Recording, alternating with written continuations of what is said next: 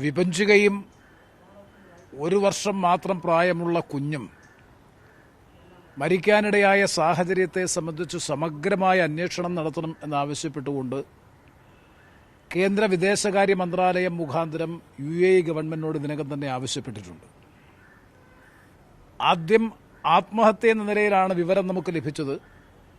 അതിന്റെ അടിസ്ഥാനത്തിൽ ഭൗതിക ശരീരം നാട്ടിലെത്തിക്കുന്നതിനാവശ്യമായ നടപടികൾ സ്വീകരിക്കണമെന്നാണ് ടെലിഫോൺ മുഖാന്തരം ആവശ്യപ്പെട്ടത്. തുടർന്നാണ് മരണപ്പെട്ട വിഭജിക എഴുതിയിരിക്കുന്ന കുറിപ്പനുസരിച്ചാണെന്നുണ്ടെങ്കിൽ ഭീകരമായ പ്രാകൃതമായ ഗാർഹിക പീഡനത്തിന് വിധേയമായതിന്റെ പശ്ചാത്തലത്തിലാണ് ആത്മഹത്യ ചെയ്യുന്നത് എന്നാണ് വിഭജികയുടെ കുറിപ്പിൽ എഴുതിയിട്ടുള്ളത്, രേഖാമൂലം ബോധ്യപ്പെട്ടിട്ടുള്ളത്. അപ്പോൾ അത്തരമൊരു പശ്ചാത്തലത്തിൽ ഇതിനെ സംബന്ധിച്ച് സമഗ്രമായ ഒരു അന്വേഷണം കൂടി നടത്തേണ്ടത് ആവശ്യമാണ് എന്നതിൻ്റെ പശ്ചാത്തലത്തിലാണ് ഒരു സ്വതന്ത്രമായ ഉന്നത തലത്തിലുള്ള അന്വേഷണം ഈ കാര്യത്തിൽ നടത്തണമെന്ന് ആവശ്യപ്പെട്ടുകൊണ്ട് വിദേശകാര്യ മന്ത്രാലയം മുഖാന്തരം നമ്മുടെ എംബസി മുഖാന്തരം UAE ഗവൺമെന്റിനോട് ആവശ്യപ്പെട്ടിട്ടുണ്ട്. ആ അന്വേഷണം ഇപ്പോൾ നടക്കുന്നു എന്ന് വേണം മനസ്സിലാക്കാൻ. അപ്പം അതിൻ്റെ അടിസ്ഥാനത്തിൽ തന്നെ ഭൗതിക ശരീരം നാട്ടിലെത്തിക്കുന്നതിനോടൊപ്പം, അത് വളരെ പ്രധാനപ്പെട്ട വിഷയം തന്നെയാണ്, ഭൗതിക ശരീരം നാട്ടിലെത്തിക്കുന്നതിനോടൊപ്പം തന്നെ അവരുടെ മരണക്കുറിപ്പിൻ്റെ അടിസ്ഥാനത്തിൽ ഇതുമായി ബന്ധപ്പെട്ട് സമഗ്രമായ ഒരു അന്വേഷണം കൂടി നടത്തി കുറ്റക്കാരാണെന്ന് കണ്ടെത്തുകയാണെങ്കിൽ മാതൃകാപരമായ ശിക്ഷ ഉറപ്പുവരുത്തുക എന്നുള്ളതും ഈ പ്രശ്നത്തിൽ ഏറ്റവും പ്രധാനപ്പെട്ടതാണ്.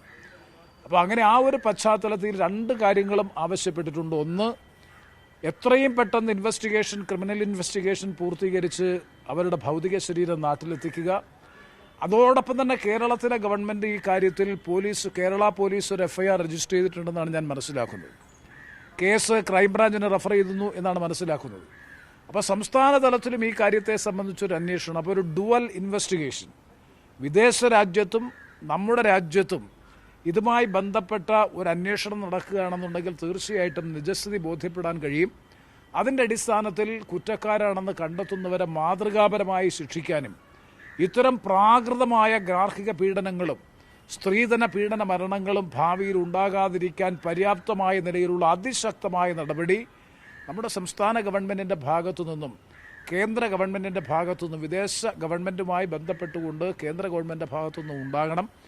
രണ്ടും ആ കാര്യം വളരെ വളരെ ഫലപ്രദമായ നിലയിൽ അന്വേഷണം നടത്തുന്നതിനാവശ്യമായിട്ടുള്ള എല്ലാ ഇടപെടലും ജനപ്രതിനിധി പാർലമെന്റ് അംഗം എന്ന നിലയിൽ നടത്തുന്നുണ്ട്.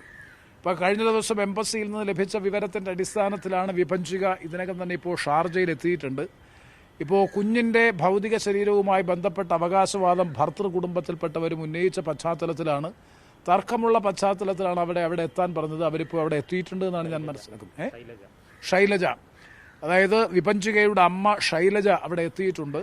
അവിടെയും അവർ തർക്കം ഉന്നയിച്ചിട്ടുണ്ട്, കുഞ്ഞിന്റെ കാര്യത്തിൽ തർക്കം ഉന്നയിച്ചിട്ടുണ്ട്. വളരെ കോംപ്ലിക്കേറ്റഡ് ആയിട്ടുള്ള ഇഷ്യൂ ആയി ഓരോ ദിവസം കഴിയുന്തോറും ഇത് മാറുകയാണ്. അതുകൊണ്ട് ഈ കാര്യത്തിൽ ഒരു നല്ല നീതിയുക്തമായിട്ടുള്ളൊരു അന്വേഷണം, സ്വാഭാവികമായും UAE ഗവൺമെന്റിനെ സംബന്ധിച്ചിടത്തോളം അങ്ങനെ ഒരു പരാതി കിട്ടിയാൽ നമ്മുടെ വിദേശകാര്യ മന്ത്രാലയം ആവശ്യപ്പെട്ടാൽ ഒരു സംശയവും വേണ്ട, ഒരു ഹൈ ലെവൽ സ്ട്രിക്റ്റ് ആയിട്ടുള്ള എൻക്വയറി ഇൻവെസ്റ്റിഗേഷൻ ആ കാര്യത്തിൽ നടക്കുമെന്ന് തന്നെയാണ് പ്രതീക്ഷ.